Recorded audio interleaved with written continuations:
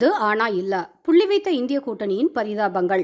பாராளுமன்ற கூட்டத்தொடர் சர்ச்சைகள், விஜயின் நீட் தேர்வு நிலைப்பாடு, அதிமுக பாஜக வார்த்தை போர் என்று பல விஷயங்களில் டாபிக் டைவர்ட் ஆகி கொண்டிருக்கும் இந்த வேளையில் நம்ம புள்ளி வைத்த கூட்டணிகள் செய்திருக்கிற ஒரு குரலி வித்தைய கவனிக்க மறந்துட்டோம். ஒரு படத்துல எஸ்.ஜே. சூர்யா டயலாக் ரொம்ப ஃபேமஸ். என்ன தெரியுமா? இருக்கு ஆனா இல்ல என்று கூறுவார். அதுவும் அதில் வசனங்கள் ரொம்பவே குழப்பும்படியாக இருக்கும். இருக்கு ஆனா இல்ல, இருக்கிறது இல்லாத மாதிரியே இருக்கும், ஆனால் அது அங்கேயே தான் இருக்கும். இல்லாத ஒன்று இருக்கிற மாதிரியே இருக்கும், ஆனால் அது அங்கே இருக்கவே இருக்காது என்று பல மாடுலேஷனில் கூறி நம்மையே குழப்புவார். கிட்டத்தட்ட இந்த புள்ளி வைத்த இந்திய கூட்டணி அப்படி ஒரு சேட்டையில் தான் ஈடுபட்டு கொண்டிருக்கிறது என்று கூறலாம். மோடி என்ற ஒற்றை மனிதரை வீழ்த்த வேண்டும் என்ற நோக்கத்தோடு மோடி மீது காழ்ப்புணர்ச்சி கொண்ட அனைத்து கட்சிகளும் ஒரு புள்ளியில் இணைந்திருக்காங்க. அப்போதே இந்த இருக்கு ஆனா இல்ல டெக்னிக் தான் ஃபாலோ செஞ்சாங்க. தமிழ்நாட்டில் காங்கிரஸ் கம்யூனிஸ்ட் கூட்டணி இருக்கு, கேரளால இல்ல. மேற்கு வங்கத்தில் காங்கிரஸ் கம்யூனிஸ்ட் கூட்டணி இருக்கு, ஆனா மம்தா பானர்ஜி இல்ல. மம்தா பானர்ஜி கட்சி புள்ளி வைத்த கூட்டணியில் இருக்கு, ஆனா ஒரே மாநிலத்தில் இருந்தாலும் அந்த கூட்டணி கட்சிகளோடு கூட்டணியில் இல்ல. இந்த மாதிரி 10 வருஷம் கழிச்சு பார்த்தாலும் புரியாத கமல் படம் ரேஞ்சில் தான் உருவாகி இருந்தது அந்த இந்தி கூட்டணி. சரி, தேர்தல் முடிந்த உடனேயே அந்த கட்சிகள் அவரவர் பிழைப்பை பார்க்க போய்விடுவார்கள் என்று யோசித்தால் அவ்வளவு சீக்கிரம் உங்களை விட்டுடுவோமா என்பது போல மீண்டும் குட்டையை குழப்ப ஆரம்பிச்சிருக்காங்க. அடுத்தடுத்து பல மாநிலங்கள் தேர்தலை சந்திக்க உள்ள நிலையில் முக்கியமாக டெல்லி, மகாராஷ்டிரா, பீகார், ஜார்க்கண்ட் போன்ற மாநிலங்கள் தேர்தலை சந்திக்கிறது. அதில் இந்த புள்ளி வைத்த கூட்டணி கட்சிகளின் நிலைப்பாடு என்ன என்பதை விளக்குவதற்கு காங்கிரஸ் கட்சியை சார்ந்த ஜெய்ராம் ரமேஷ் அவர்கள் ஒரு பிரஸ் மீட் நடத்த வேண்டியதாக போயிற்று. மனுஷன் எப்படி தான் எல்லாத்தையும் கரெக்டாக ஞாபகம் வச்சுட்டு பேசினாருன்னே தெரியல. அவர் சொன்னதை கேட்டதுக்கு அப்புறம் தான் நமக்கு 2 நிமிஷம் தலை சுத்துன்னு சுத்துச்சு. அதாவது டெல்லியில் புள்ளி வைத்த கூட்டணி இல்லையா, அங்கே காங்கிரஸ் மற்றும் ஆம் ஆத்மி கட்சிகள் தனித்தனியே தேர்தலை சந்திக்கிறதாம். ஹரியானாவிலும் அதே நிலைதான். ஆனால் மகாராஷ்டிராவில் புள்ளி வைத்த கூட்டணி அப்படியே தொடருமாம். இது என்ன டிசைன் என்று நமக்கு புரியல.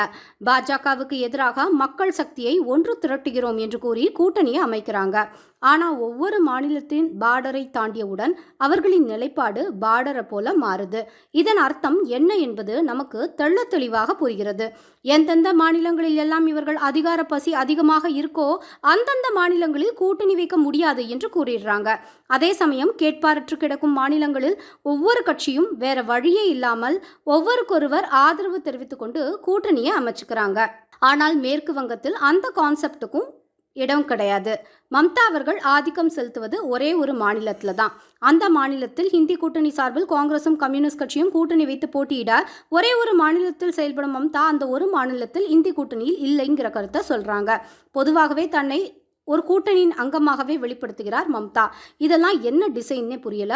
ஆனாலும் ஒரு விஷயத்தை இங்கு குறிப்பிட்டாக வேண்டும்.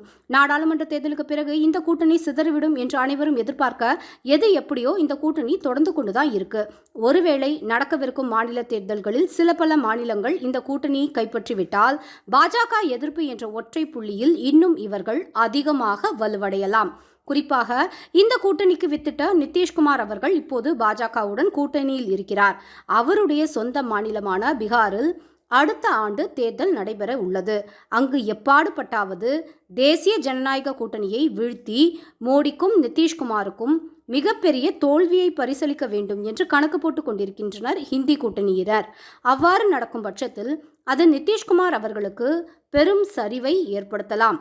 அதே சமயம் அந்த தோல்வி பாராளுமன்றத்தில் கூட தேசிய ஜனநாயக கூட்டணியில் ஒரு பிளவை ஏற்படுத்தலாம் என்று கணக்கு போட்டு கொண்டிருக்காங்க.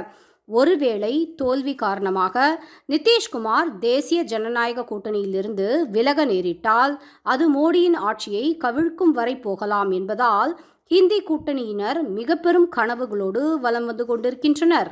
ஹிந்தி கூட்டணியினரின் கனவு காண்பது போல் தேசிய ஜனநாயக கூட்டணி உடையுமா, இல்லை இந்த மாநில தேர்தல்கள் நடப்பதற்கு முன்னரே ஹிந்தி கூட்டணி உடையுமா என்பதை பொறுத்திருந்து பார்ப்போம்.